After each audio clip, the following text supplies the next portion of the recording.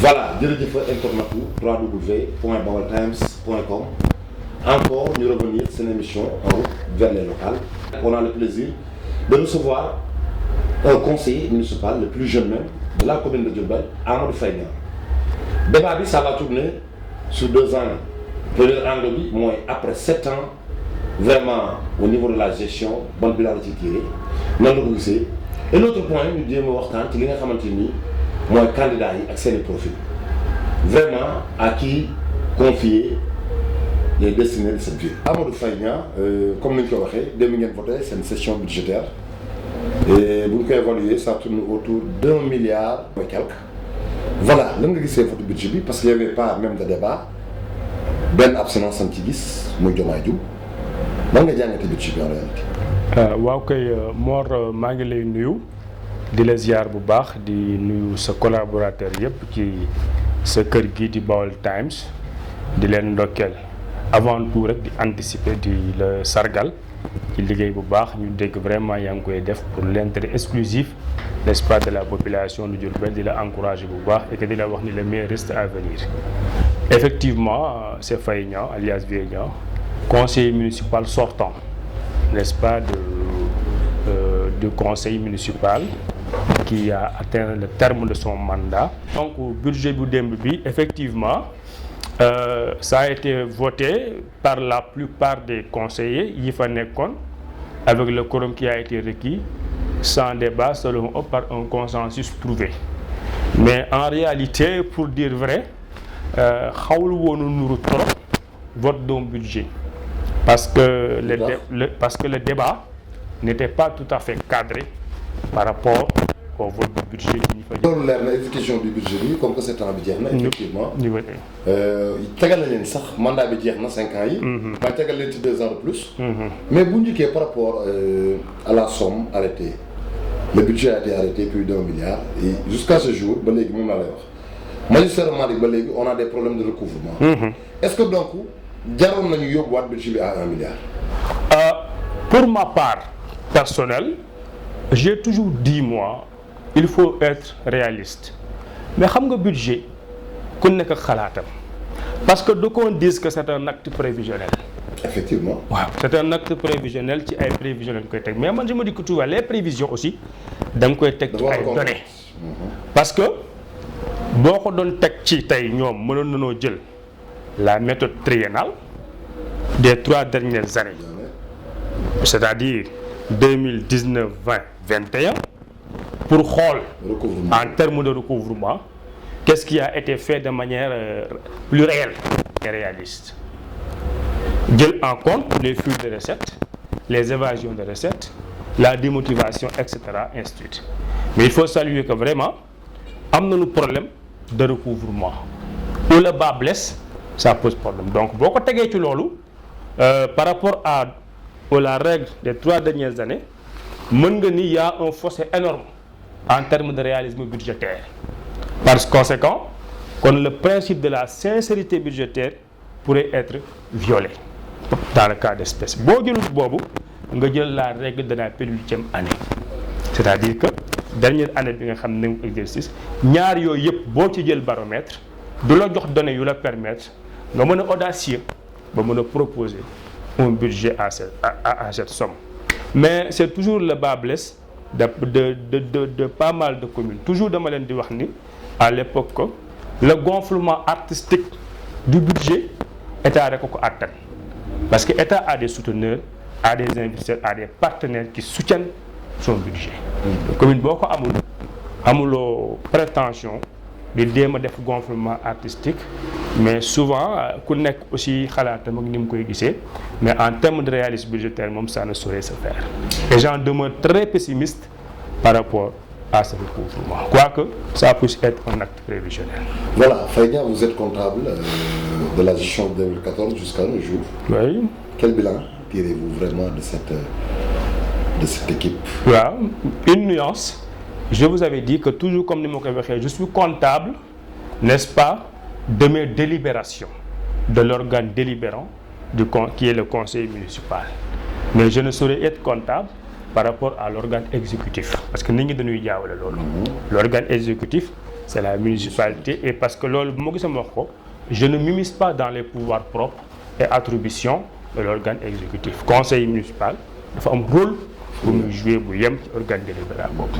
Donc ci côté boobu moom j'assume la plénitude et la responsabilité de mes délibérations que je maîtrise tous. Par conséquent bu dee da nga ñëw nag ci bilan bi nga xam ne nii mooy la de manière générale waxoon naa leen ni la pour man du ma nekk koo xam ne trop nihiliste ni aussi trop cartésien et ainsi de suite, mais j'avais dit que c'est un bilan mitigé.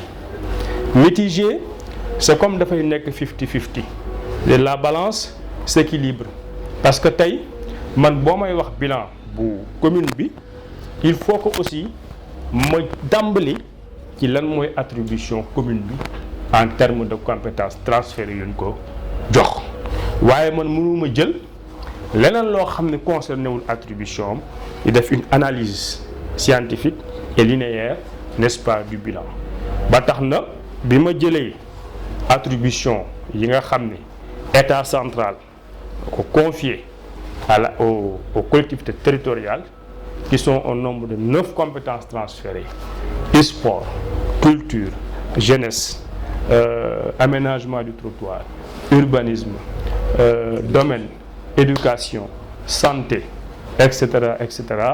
yooyu boo ko jëlee yépp bi ma ko jàngatee ba jàngal ko il y a des efforts qui ont été faits wax dëgg par rapport à la municipalité quoique tout n'a pas été fait mais dama gis ni daf ci am secteur yoo xam ni dañ ko xaw a privilégié au détriment n'est-ce pas des autres. Par exemple le secteur culturel bi nga xam ni moo fi nekk te suñuy nawle na ci xaw nu gis seen bopp trop par rapport n'est-ce pas à l'exercice n'est-ce pas de l'équipe municipale sortante.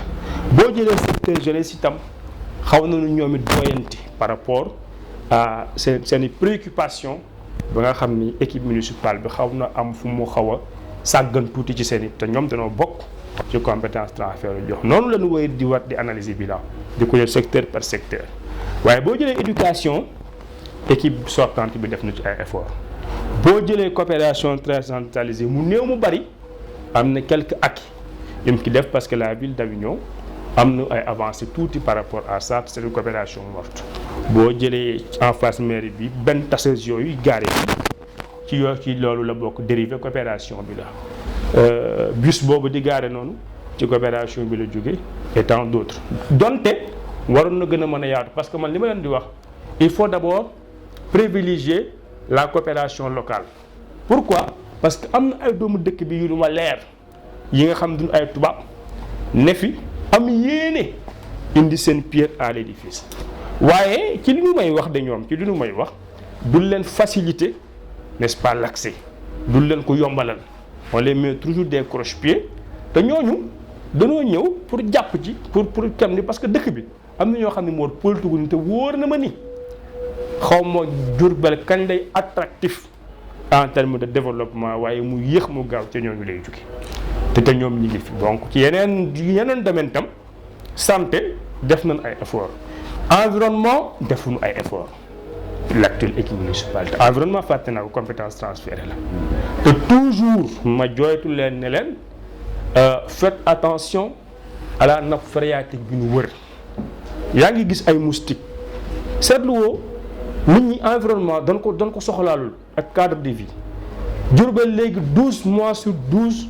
y a des moustiques et pourtant dinañuy saupoudrer parce que nit ñi nekkuñu di xool ni ndox a ngi nuy bëgg a wër en terme d'environnement docteur Oumar Wane dem si yàlla sax bi muy nekk adjoint maire dañu ci doon waxtaan moo ma daan wax vision boobu nawet bu ñëwee xoolal gannaaw stade jël kër gu mag xur ba dem bëndale xoolal fii fi ñu baare woon ci booru travaux publics bi yooyu di stagné di fi des muy indi n'est-ce pas climat nauséabond boobu bi ñuy dund parce que dafay mystique dañ fay loger donc yooyu environnement compétence transfert la te man loolu moo ma gën a ñor ak cadre de vie te yooyu acteur municipal bi dafa fa ay efforts consentis surtout par rapport à l'hygiène et surtout à l'organisation n'est-ce pas de la ville urbaine ci par rapport au plan de citoyen ak yu bari yoo xam ne nii dañ koy soofantal te ci cadre de vie la bokk. donc boo koy def balance bi donc da ngay gis ni y a équilibre ci ku objectif moo tax ma ne le bilan c'est un bilan mitigé et je réitère mes propos. merci internaute www.baoltimes.com ak yi ñuy toog ci seen chaîne YouTube Baol Times TV Amadou Faye Niang ngeen rappelé ne yéen seen émission wàllu benn local Amadou Faye Niang ñu dem ci beneen phase bi nga xamante ni jongante yi jot na. on a 5 candidats. Il y a Malick Fall, il y a Pape Thiam, il y a Dame Diop, il y a Maître Gueye et Diomaye Dioum. Profil yooyu yëpp Amadou Faye Niang ñu gisoon ne en 2014 tu étais avec le maire Malick Fall. cette fois-ci demoo ci benn liste. ñu bëgg xam lu waral loolu déjà ba pare. waaw li nga xam ni d'abord foofu li may njëkk a leeral mooy comme ni nga ko waxee Faye Niang cette année. Ne figure dans aucune liste, n'est-ce pas, de candidats, qu'ils soient les listes départementales comme les listes, n'est-ce pas, communales. li ko waral mooy xam nga moo dans la vie active et politique boo ci nekkee da nga am ñoo ciy liggéeyal ñoo ciy collaborer te man Faye Niang modestie mise à part dama am benn principe je n'ai jamais pris des décisions unilatérales. su may def dara xeebuma ci sax ba Mor Sène lu mu ci xam wax ma ci xalaatam am na ay kilifa am na ay parents am na ay amis am na ay collaborateurs bi ñu échangé ba waxtaan ci ñoom ñëpp ginnaaw bi nga xamee ni wax dëgg yàlla nag les gens j'ai reçu des sollicitations de part et d'autre pour ne pas les citer ku ne ñëw na wax.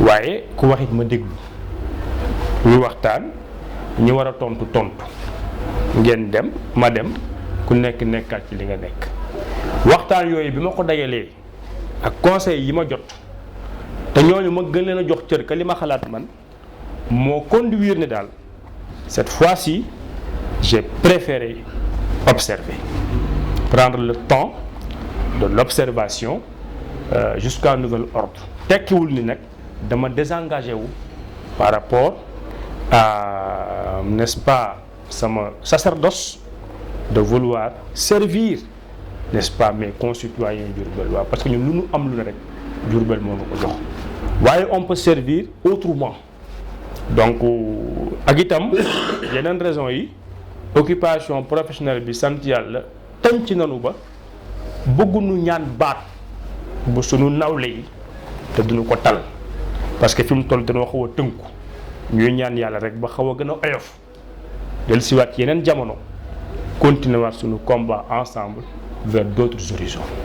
Voilà. Donc nag par rapport maintenant aux 5 candidats bu dee ci commune bi 5 lañu bu dee ci département bi am na bari 4 lañu mais pour la commune bi nga xam ni moo xaw a concerné gox bi nous avons 5 candidats suite à la nouvelle loi qui dit que quand la liste passe la tête de liste majoritaire bi mooy jàll bokkut ak conseil yi nga xam ni maintenant le maire est élu au suffrage universel direct donc nekkatul intérêt. Nous avons le candidat Malick Fall, cher ami, candidat à sa propre succession.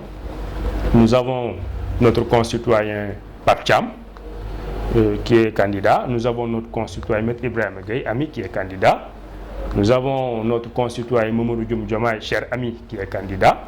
Nous allons aussi notre concitoyen Dame Diop, qui est candidat de Benno Bokk Yaakaar.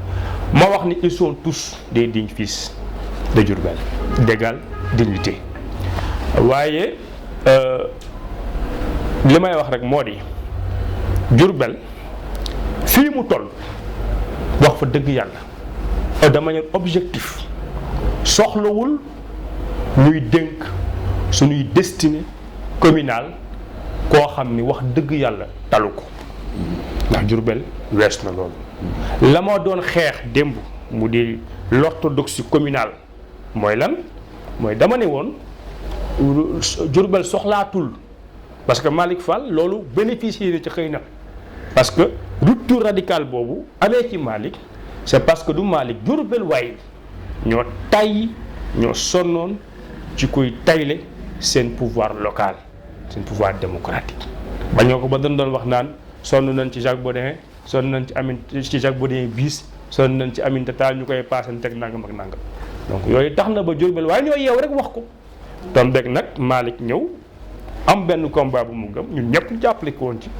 bàyyi def li mu def donc Diourbel nag mi ngi ci ay rampe bu nu pessimiste am na luy bouger di commencé yow Mor Diourbel kenn gën la doon Diourbel waa am na lu yaa ngi sentir ni am na luy xaw a bouger donte lépp bougé wul waaye ni muy xawee bouger nii wax dëgg yàlla dafa war a ànd ak autant on a besoin des hommes capables de nous proposer un projet de développement durable à long terme pour la cité autant tam il faut que ces hommes soient des hommes disponibles qui ont le temps de conduire à bon escient, n'est-ce pas, les politiques publiques locales, n'est-ce pas, décentralisées au profit de l'intérêt des populations.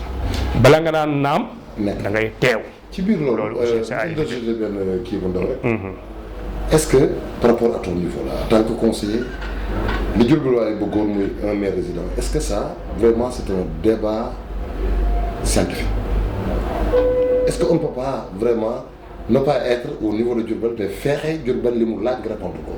waaw ñu réponse lañ soxla wala ko tuuti dëkk bi lañ soxla en fait. waaw li ñu soxla mooy ku proposer des projets de développement parce que ku proposer des projets de développement durable à court et long terme mën ko doxal. xam nga le problème de la résidence et de la domiciliation du maire dafa am lu ko indi woon. parce que contexte la woon moo ko indi woon.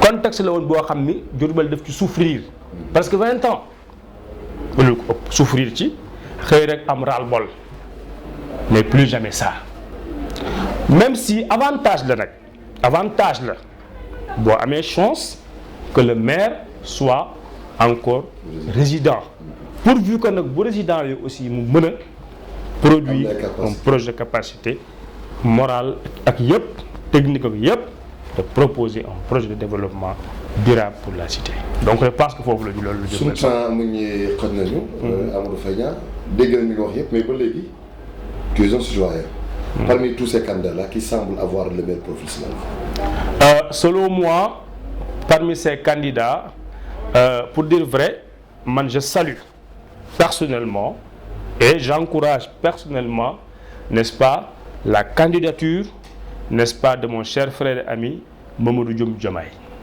c'est une candidature très courageuse et connaissant l'homme je salue beaucoup sa candidature ba pare aussi c'est notre concitoyen ba pare ci dëkk bi la bokk ci dëkk bi la dëkk kenn gënu ko fee dëkk te xam naa yéenam ci dëkk bi je salue aussi la candidature de notre concitoyen Maître Ibrahima Gueye franchement même profil la ak le précédent je salue aussi la deuxième candidature de notre frère cher ami Malick Fall donc pour man j'ai relevé que ces trois candidatures sont des candidatures vraiment qui ont une essence et une quintessence par rapport véritablement aux aspirations réelles n'est-ce pas de la population diourbelloise. voilà votre Amadou Faye Niang. waaw di sant ñëpp di ñaan ñëpp di souhaiter par anticipation nos concitoyens une bonne et heureuse année 2022 mu nekk atum naataange atum jàmm ñaan yàlla itam yàlla musal na ci jàngoro bii di fi génnaat am yu ko yu kan xamul ngallaawaay ñu dund 2000. di ñaan yàlla aussi mu nekk élection yu am ci jàmm ak salaam non à la violence lépp nekk ci jàmm. voilà que le meilleur gagne de toute façon yàlla na yàlla defal Diourbel li gën ci moom pas ki gën li gën ci Diourbel yàlla na ko yàlla def et la vérité des urnes rek sortira n'est-ce pas kan la waa Diourbel bëgg a confier encore leur destin communal et départemental.